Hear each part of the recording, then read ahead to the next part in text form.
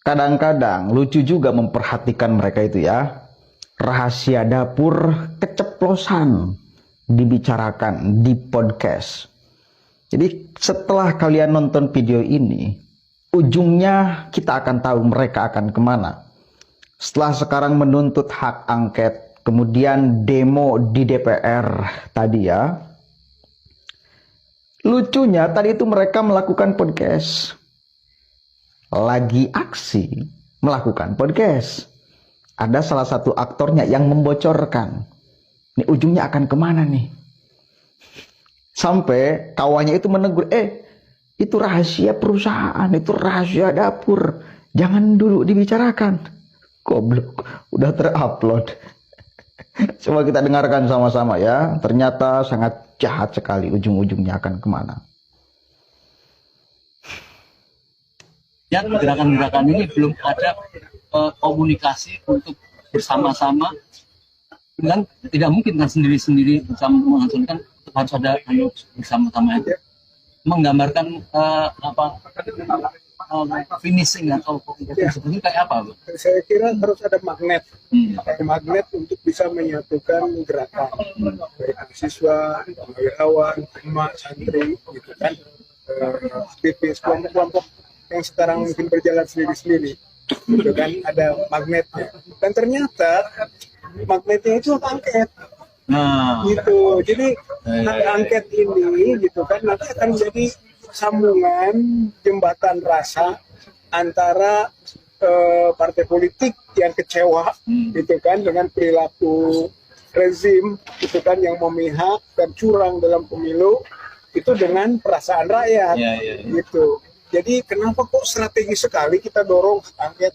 Hak angket itu mulai masuk saja nanti dengan 25 orang pengusul misalnya, itu sudah mulai ada galangan kekuatan massa untuk mendukung. Artinya harus didorong benar sampai disampaikan Pak Marwan tadi tentang angket tadi ya. Saya kira itu strategi. Jadi hak angket ini blessing in disguise, gitu, yang nggak terpikir pada waktu proses awal kita menyatakan pemakzulan, gitu kan, sampai kecurangan pun masih diarah-arahkan ke MK, gitu kan, nggak ada lagi jalannya. Selain itu paling kita ke Bawaslu, gitu kan, mengadukan. Tapi ternyata ada jalur politik yang tidak terduga, dan itu strategis, dan itu adalah hak penyelidikan. Jadi punya keleluasaan kerja pansus untuk membongkar, gitu kan, kecurangan pemilu, baik presidennya sendiri, gitu kan, karena hak angket itu menyangkut pelaksanaan undang-undang, maupun organ pemilu, yaitu undang-undang pemilu, di mana organ-organnya juga bisa diperiksa. KPU dan Bawaslu. Jadi gerakan di luar ini seperti yang terjadi hari ini atau di beberapa kota itu harus segera ada komunikasi dengan orang-orang DPR yang akan memproses itu. Saya kira akan dengan sendirinya. Dengan sendirinya. Walaupun kita sebagai aktivis ya harus menjalin komunikasi, gitu kan. Tugas kita adalah mensosialisasikan dan mengkoordinasikan proses yang berjalan. Itu tugas kita. Itu tantangan kita semua. Tapi sebenarnya hak angketnya sendiri akan bisa menggerakkan semua, gitu kan. Jadi kalau saya sangat yakin begitu mulai hak angket, kemudian ada follow up pada tingkat bamus atau juga mungkin paripurna, mungkin ada pro kontra, itu kan, dan sebagainya, itu adalah kekuatan yang bisa menyedot massa, masyarakat, umat untuk datang ke DPR berbondong-bondong, dan akhirnya peristiwa 98 akan terulang. Baik, itu kerjaan-kerjaan di belakang layar ya, nggak usah dibuka-buka. Mungkin 1 menit ada yang mau disampaikan? Ya, saya Oke. Dimotori oleh channel Refli Harun. Untung live streaming, jadi tertangkap deh kalimatnya itu. Nggak bisa dihapus, bukan uploadan, bisa diedit dulu. Live streaming, bos. Artinya gini loh, kita sebagai masyarakat mesti sadar, ujungnya mereka akan melakukan apa? Berbuat kerusuhan seperti 98. Kerusuhan seperti 98. Seolah kemudian situasi sekarang itu semencekam 98. Seurgen 98 yang semua lapisan masyarakat bersatu berkumpul menumbangkan satu rejim Soeharto. Situasinya beda bos sekarang dengan dulu.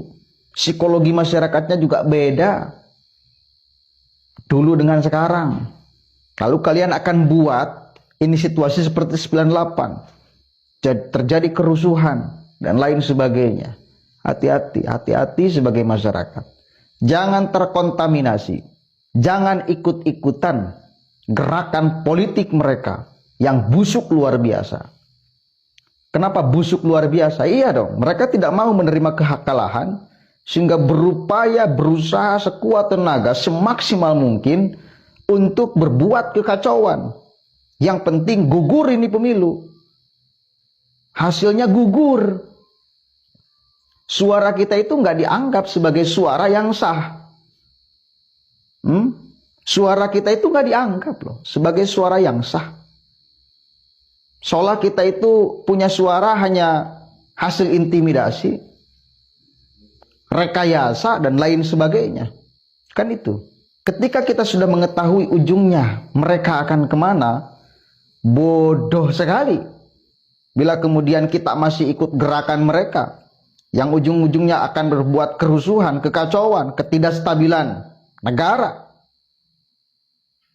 Sebarkan ini sebanyak-banyaknya agar orang paham tujuan mereka kemana sih. Nggak habis pikir saya.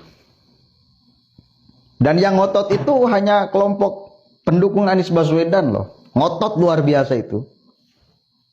Pendukung Anies Baswedan. Berbahaya sekali. 98 bos. Mau diciptakan seperti itu, gila. Mudah-mudahan ada manfaatnya. Assalamualaikum warahmatullahi wabarakatuh.